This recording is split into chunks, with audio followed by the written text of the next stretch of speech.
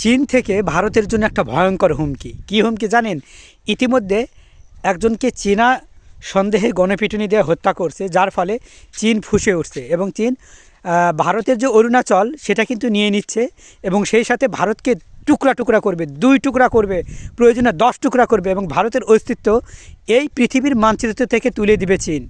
এর অসংখ্য কারণ রয়েছে এবং অবাক করা বিষয় হলো এই নিন্দুকেরা, এই ভারতেরা মানে লাদাখে করা, এরা কিন্তু দেখবেন বাংলাদেশের পতাকা পুঁততেছে, বাংলাদেশের ডক্টর ইউনূসের মূর্তি পুতুল বানিয়ে পুঁততেছে, অথচ চীনের কিন্তু ওই প্রেসিডেন্ট যে রয়েছে কিম জং, তার কিন্তু পুতুল বানিয়ে পুঁততেছে না এবং চীনের পতাকাতে কিন্তু আগুন দিচ্ছে না এবং চীনের দিকে কিন্তু যুদ্ধের কথা বলছে না। কেন বলছে না?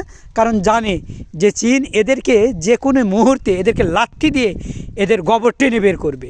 এবং শুধু অরুণাচলই নয়, এখন চীনের যে একটা হুমকি যে চীন এবার ভারতকে 10 টুকরা করবে এবং খান খান করে দিবে।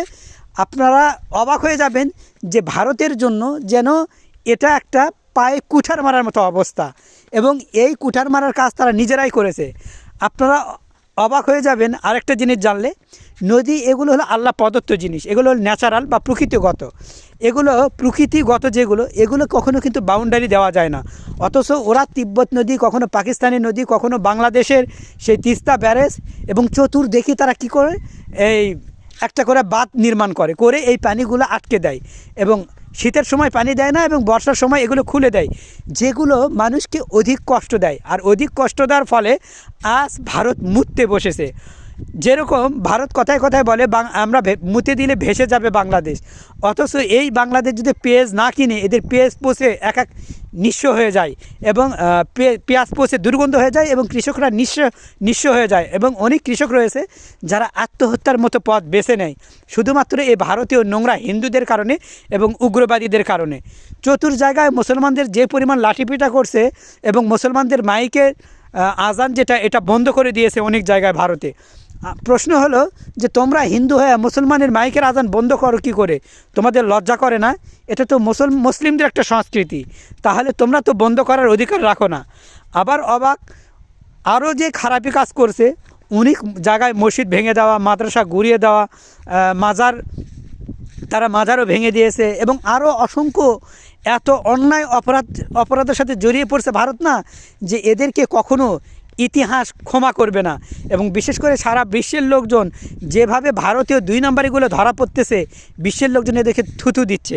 যেরকম আমেরিকাতে কয়েকদিন আগে বিজেপি নেত্রী আবলানি গাভী, এই গাভী চুরি করে ধরা পড়ছে, চুন্নি, এদের রক্তে চোরের মানে চুন্নিটা মিশে আছে। এই জন্যে এরা যে কোনো ভারতীয় যত নাটক রয়েছে সবটা নাটকে দেখবেন চোরের একটা করে সিন থাকবে। কেন থাকবে? কারণ চুন্নি হলো এদের রক্তে মিশে গেছে। এবং অবাক করার বিষয় হলো লন্ডনের মতো জায়গায়, খোলা জায়গায় হাগু করে এক ভারতীয় যুবক। এরা যেন সারা পৃথিবীতে হেগে হেগে শেষ করে দিবে, আর এদের হাগার জায়গা নেই। খোলা মাঠে যে এখনও হাগে, এই বিদেশে লন্ডনের মতো জায়গায়, খোলা জায়গায় ভারতীয় যুবক হেগে প্রমাণ করে দিয়েছে এদের হাগার জায়গা হলো রাস্তা, খোলা মাঠ, এদের বাথরুম নাই।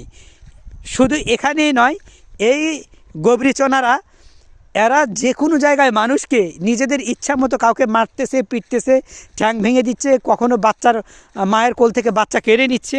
এরা নিজেদের মর্জি অনুযায়ী চলছে। মোদির যে পাওয়ার, এই পাওয়ার ফেটে গেছে, এই পাওয়ার আর মোদি আটকাতে পারছে না এবং মোদিকে কেউ ভয় করছে না। যার যার মতো আইন হাতে তুলে নিচ্ছে। মোদি চাইলেও এটাকে আটকাতে পারছে না।